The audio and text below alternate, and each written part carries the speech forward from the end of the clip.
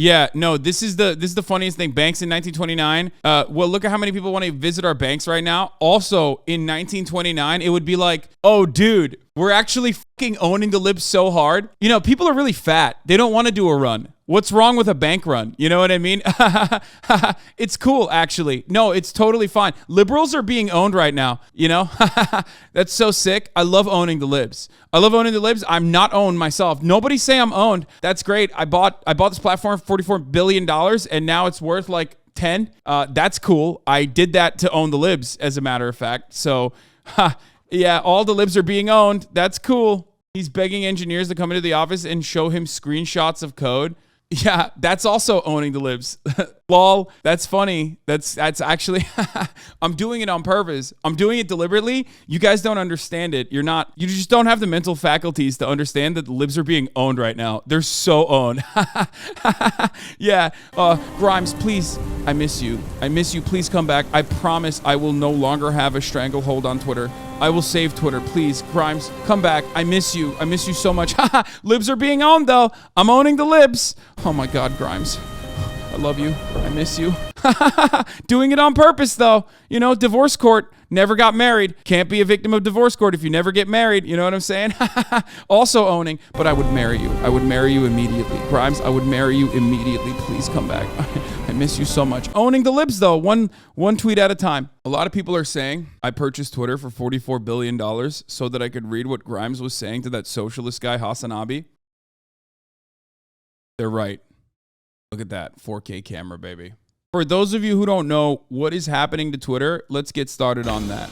A mass exodus, that's what. At Twitter, where there appears to be some kind of a mass exodus of workers who are rejecting Elon Musk's ultimatum to work extremely hardcore, which he defined simply as long hours at high intensity. But how many hours and how highly intense? What does that mean? Well, no one knows, but a lot of employees apparently didn't care to wait to find out, and they just said goodbye. Oliver, there's a lot happening, it seems, every other day at Twitter. A mass exodus now appears to be underway, and they're rejecting that 5 p.m. deadline of today, that ultimatum. Elon Musk is such a bad boss that he actually created like organized labor action in a company that does not have labor unions. Do you understand? He is a historically bad capitalist. This is a point that I have not seen yet addressed. Can you imagine being so bad as a fucking capital owner that you end up causing your workforce to quite literally engage in organized mass labor action without the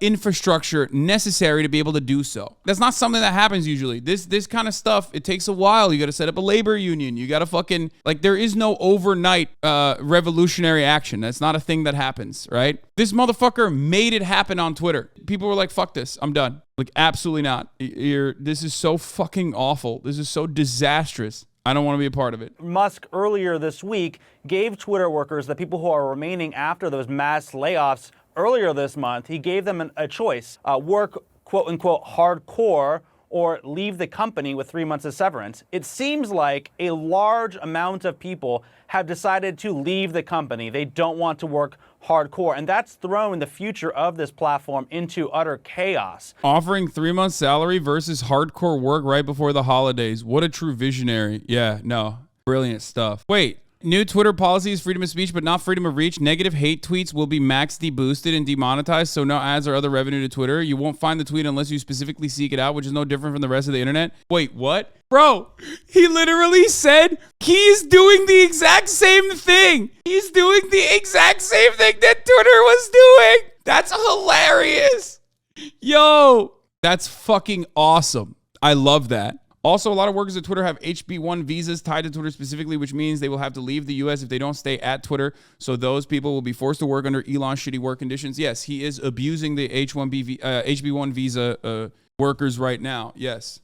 They have to withstand whatever condition Elon puts in front of them because if they don't do that, then they get ripped away. Kathy Griffith, Jordan Peterson. What the fuck? How is he?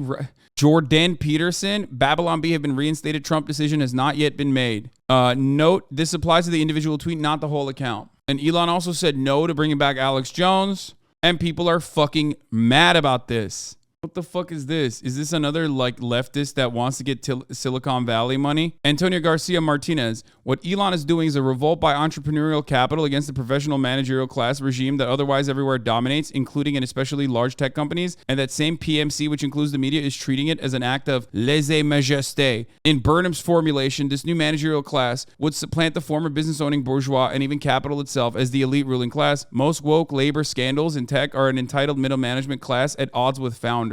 Elon's simply defenestrating the entire HR regime, the ESG grifters, the Skittles hair people with mouse-clicking jobs who think themselves bold social crusaders rather than a parasitic weight around any organization's neck, is an intolerable overturning of the social order. I think these dudes need lobotomies, okay? It's just not gonna, you will never be able to save yourself. This guy is not seeing the pearly gates, okay? You're going to hell. You need a lobotomy. I don't know what to tell you. Just put the phone down and find God. Find Allah right now. May Allah awaken your mind and your soul. You have an NFT PFP, which is already a major L. I love crypto bros like this. I hope you lose every single fucking fiat currency you have. Every single piece of fiat currency you have, I hope you fucking lose it. You gigantic fucking loser. Oh my God. That hurt my brain. That hurt my soul. I'm worse off reading that, and I think you guys are worse off reading that as well. You can hate the PMC, the professional managerial class, all you want. It's like the funniest way that these guys who want to be like new age reactionaries operate. The new age reactionaries love hiding or coding or hiding their fucking reactionary perspective. Like they don't want to come across like an old school reactionary. They want to be like new. I'm new. I got an edgy take on this sort of thing. I'm going to use leftist language when I'm talking about this sort of thing, right? And it's like, no, man, just be racist. Like, you don't have to be a pussy about it. You know what I mean? There was a tweet that I saw from a HasanAbi head who like lives in Wisconsin or something. And she was tweeting out, she's like, all these working class whisperers with like liberal arts degrees that live in Brooklyn don't realize that like in the Midwest, like people are still going to call you the F word. Like you are not a masculine macho man. And underneath it, someone else was replying to her saying something like, it was so shocking to me when I found out after I left, North Dakota or whatever, that like when men wear cardigans, that doesn't mean that they're gay, which I think is hilarious. This is yet another way of mystifying class analysis. It is inherently reactionary. It is inherently anti-Marxist. I don't give a fuck what these dickheads try to say. Just say they're gay. I say it all the time as a joke. You want to say it seriously? Just say they're gay. Be like, Twitter employees are homosexuals and I don't like them. Because that's what you're trying to say. Let's be real, the skittle-haired professional manager class. Just say it. Just say the F word, dog. We know what you're trying to say. Like, nobody looks at this tweet and goes, how bold and insightful. It's the biggest fucking losers that look at this and go, oh, I want to say the F word without saying it. Yeah, a lot of people that live in like, liberal safe havens, okay? They come across as like comfortable. They come across as whiny, but you are too. At least I know what I am. I know I'm a fucking fancy lad. I'm a dandy boy. I like dressing up. I like painting my fucking nails. Ultimately, I'm masculine enough or comfortable with my sexuality enough that I don't give a fuck. I don't have to go against the grain and try to fucking fight back against my incredibly pussified liberal coding, I guess, in the way that you're trying to by appealing to this like false intellectual reactionary that no longer exists, okay? That is the inherent contradiction too. Because like a lot of these guys, okay, with the fucking beer bellies and the lifted F-150s that actually do say the F word when talking about fucking Twitter employees or whatever, they're also pussies who are terrified of the fucking cities. They're like, oh man, I would never go into a city, brother. What the fuck do you mean? There's violent crime there. It's like, yeah, dude. Well, okay. Well, what do you have to say about all those fucking liberal homosexuals living in those cities then? They're living in this hotbed of crime. How does that work? Wouldn't you say they're more brave than you are? He said revolt by entrepreneurial capital. It's like, dude, you are literally running defense for one of the biggest fucking failures. Like one of the biggest, most demonstrable fail sons of our time. I absolutely despise when people do this shit, when they're like, Twitch is lowering the salaries of their streamers.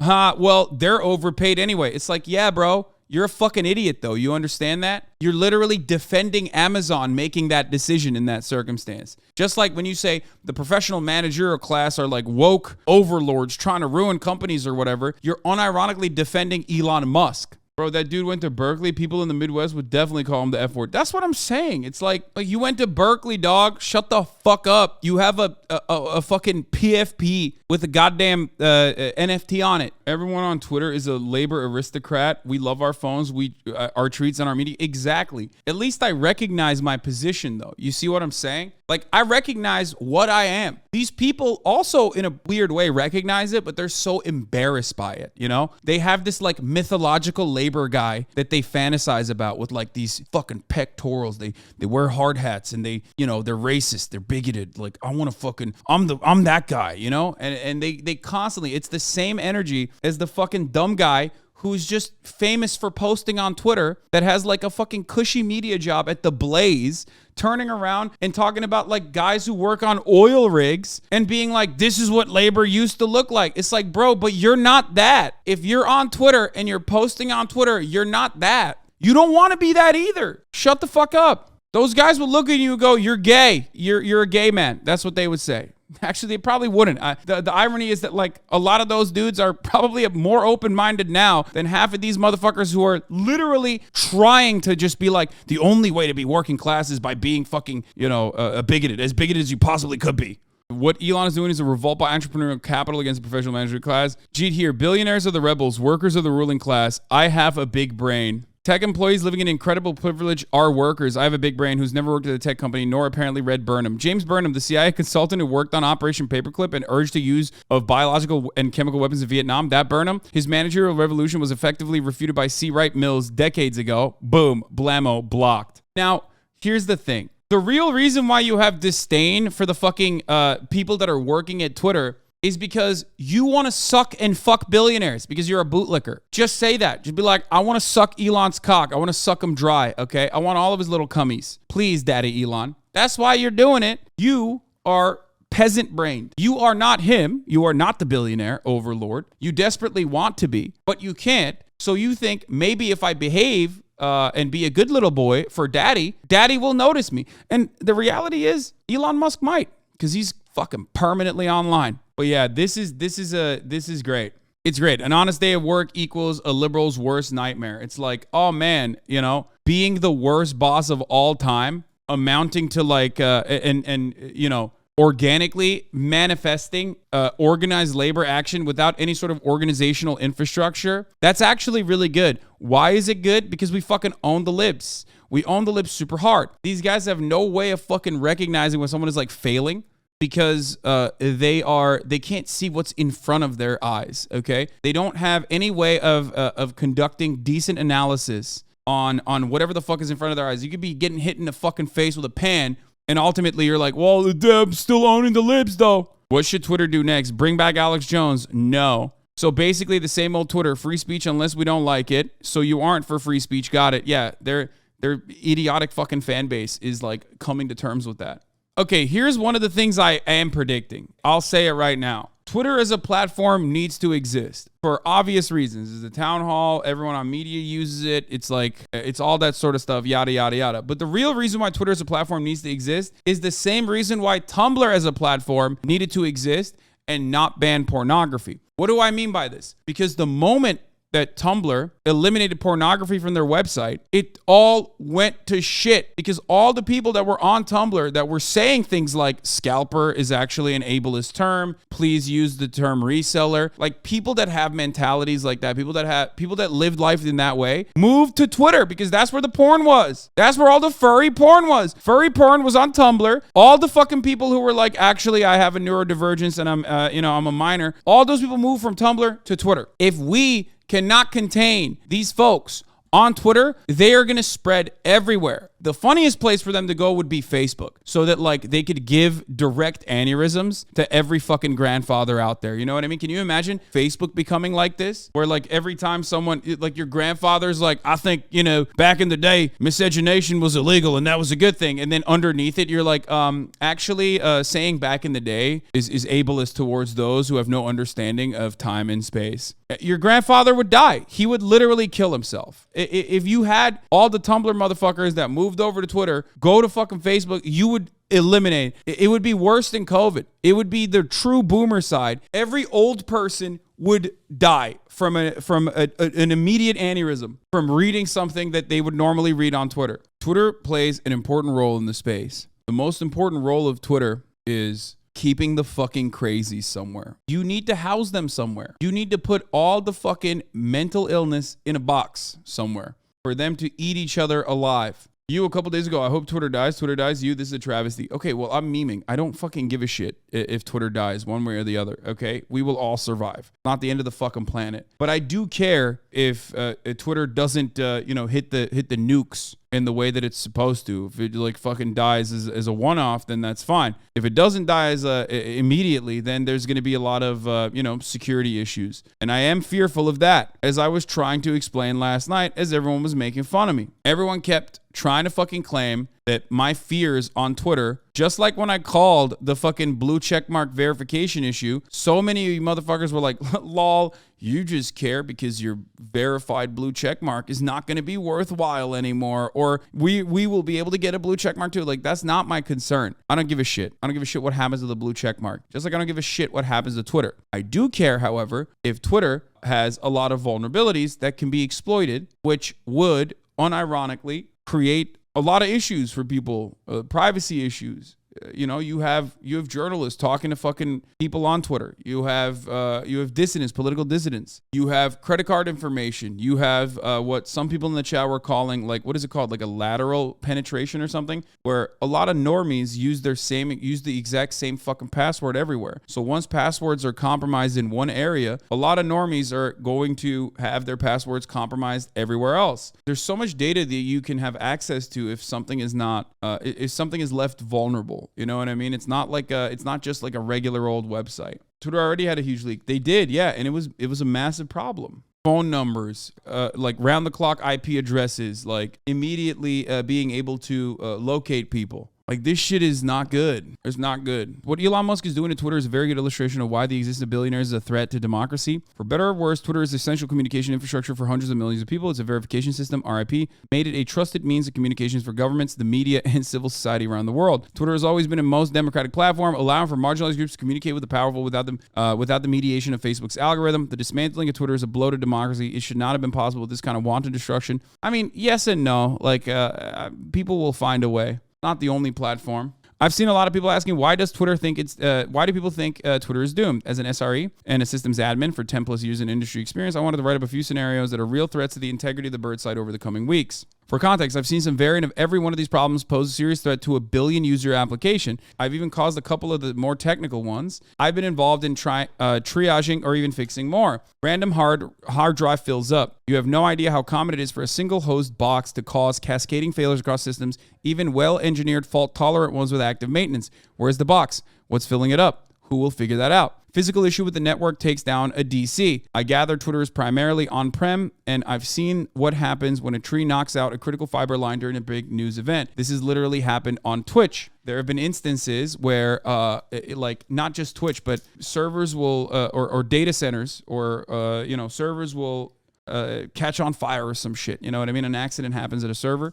All of a sudden, the platform's going down. That sort of stuff is really hard to fix if you don't have employees to fix it. Bad code push takes the site down. Preventing this was my day job, and I can't tell you it's one of the scariest scenarios on any SRE team. Bad code push takes the site down in a way that also fucks up the ability to push new code. It's an absolute nightmare scenario. This stuff is like really fucking, it's a little too nerdy, this thread. I care not about the infrastructure, both the physical infrastructure or like the coding. but instead what kind of like vulnerabilities could be exploited and what kind of implications that could have on your private information being accessed. So when someone say entirely hypothetically, they find a security vulnerability in your iOS app, you need to fast track a fix stat. You have a team of experts who know how to navigate Apple's Kafka-esque bureaucracy for app updates, right? I sure hope you do. Someone notices that it's possible to read anyone else's DMs by loading a particular URL. This is a Sev1 massive all hands on deck critical issue. You need people who understand deeply how your privacy abstractions work and how to fix them. The site goes dark at 4 a.m. The on-calls have no idea what's wrong. You need an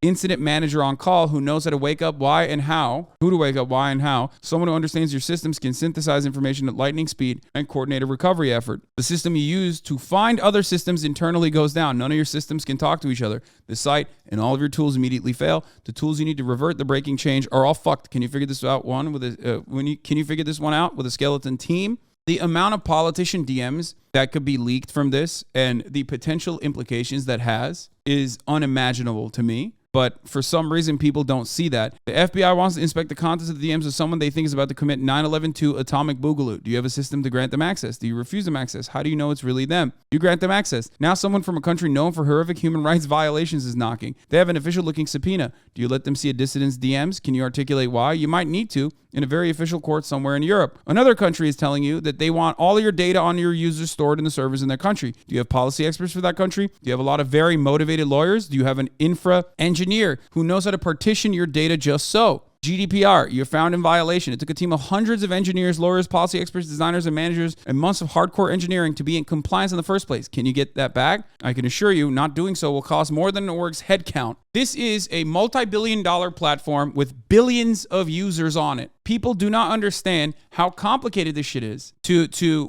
comply with international authorities. That is just one of the 7 million different issues, complications that will arise. And that is what we all foresaw ahead of time. It's not like I'm a fucking smarty pants. I don't understand half the shit this guy's talking about. But even in areas that I'm a little bit more knowledgeable on, I could fucking tell you with a certainty that the way that Elon Musk was operating the platform and trying to fucking rip apart the actual workforce, the actual labor force of Twitter, was going to lead to catastrophic meltdown-inducing results.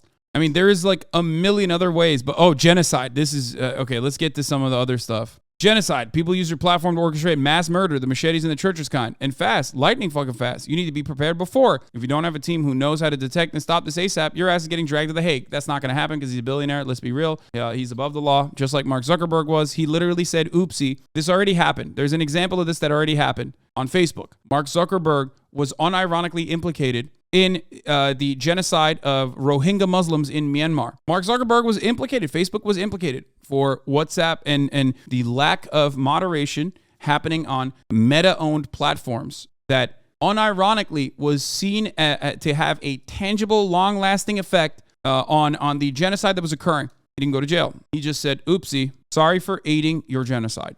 You know, there are a lot of issues. A lot of complications that will arise. I'm not going to get through all of them. Meanwhile, Elon Musk is completely unable to deal with any of those things. It is mind-boggling that he is trying to run this as a singular force because he is pissing off every single person that runs the goddamn fucking things that need to be working at all times. New email from Elon to the engineering team. This came out at 9 a.m. this morning from Zoe Schiffer. Anyone who can actually write software, please report to the 10th floor at 2 p.m. today. Before doing so, please email me a bullet point summary of what your code commits have achieved in the past 6 months. Elon Musk is also asking for up to 10 screenshots of the most salient lines of codes from Twitter engineers. Again, what? Again, no context as to what this is about. We know Twitter's engineering teams have been gutted by layoffs and resignations. What's next? Yesterday, Twitter told employees the offices were closed and badge access was suspended until Monday. Employees are extremely confused. In an email for remote Twitter engineers, Elon Musk says he wants to speak to people on video. Only those who cannot physically get to Twitter HQ are excused. But if possible, I would encourage you to fly to San Francisco present in person. He'll be at office until midnight. What? There is no fucking way this is real. This isn't a test in competency. This is a test in loyalty where he wants to see who will blindly follow orders. The irony on many levels shouldn't be lost that many of the compliant folks will be H-1B visa holders who just want to stay in the country. I mean, that is kind of wild. Not even kind of wild. That's incredibly wild. I don't even know what the fuck to say to that. Like, what the hell is going on? It's just like, he's already gutted the fucking staff. These are people that are the most, like, these are the people that are the most desperate, right? I just don't understand. I work in tech, and I honestly think all Elon stuff shows most people don't understand how software is made. It's like saying the most important part of construction is the foundation and not the architecture or planning. Well, it's also like a building, you kind of build it, and there's compliance, and there are, you know, inspections that need to be done on it, but it's not the same as like an active website. Imagine if you build the building, okay, and then you have to constantly keep building it, like all the time, literally nonstop. And there's constantly people coming into the building and out of the building, and you literally have to build the roads and make sure that the new fucking rooms and the new corridors are working all perfectly in unison. It is not like it is not like a building in that regard, because the building is, as the chatter pointed out, the building is moving around, okay, all the time, and there's issues. There's so much maintenance. I did see the projector on Twitter headquarters last night. Yes. Someone posted this: Elon Musk, supreme parasite, petulant, pimple, apartheid, profiteer, yada, yada, yada. That's what they did on Twitter headquarters. I know, he's owned. He's so fucking owned. I know. You cry, but he still does more than other billionaires. Yes, you're right. I have yet to see another billionaire create mass labor action this much against themselves this quickly, ever. So you are right. He does do more. In that regard, Elon Musk is like a fucking revolutionary. You know what I mean? He is the dialectical force of evil that is so transparently bad at his fucking job of being a capital owner that all he needed to do was just sit around and just let his money printer continue in the same way that fucking Bill Gates does, for example. He decided instead to be the fucking forward face of billionaire failure. And for that, you know, I respect him. I think that's great. I'm glad he did that. Congratulations. Thank you, Elon Musk. Oh no, Twitter is gone. It's GG's. Jim Cramer. Oh, it's over. Oh, it's so over. I didn't think that it was over until Jim Cramer chimed in and said, I'm not as worried as others that Twitter will suddenly not work. Call me bullish on Elon Musk and his desire to make this better. So close to his prior L's too. What did he apologize for recently? It was inverse Cramer. Yeah, the Cramer kiss of death, baby. Was it FTX? It was FTX or Meta, right? No, it wasn't FTX. It was Meta tanking. I think it was proven you can make money by hedging against him. I'm reminded of his I had faith in Mark Zuckerberg moment.